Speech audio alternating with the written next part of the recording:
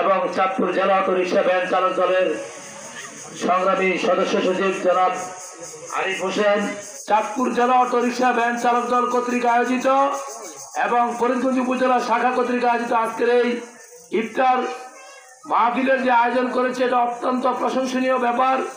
একটি নতুন সংগঠন এত টাকা এত অর্থ ব্যয় করে একটি দলের জন্য একটি ইফতার মাহফিলের আয়োজন করতে পেরেছে। যারা এই অনুষ্ঠানটি আয়োজন করেছেন, যারা এই ইফতার মাহফিলের আয়োজন করেছেন, আমি তাদেরকে 4 নং সুবিদপুর পশ্চিম ইউনিয়ন বিএনপির পক্ষ থেকে অসংখ্য ধন্যবাদ জানাচ্ছি। শুধু এইটুকু বলবো, আমরা সবাই আলহাজ এম এ হান্নান সাহেবের পক্ষে সবাই সমর্থন জ্ঞাপন করে সবাই কাঁধে কাঁধ মিলিয়ে কোনো দ্বিধাদ্বন্দ্ব কেউ রাখবেন না। আলহাজ এম এ হান্নান সাহেবের পক্ষে সবাই কাঁধে কাঁধ মিলিয়ে কাজ করবেন। এই ইফতারের আগ মুহূর্তে আমি আশাবাদ ব্যক্ত করেই আমি আমার সংক্ষিপ্ত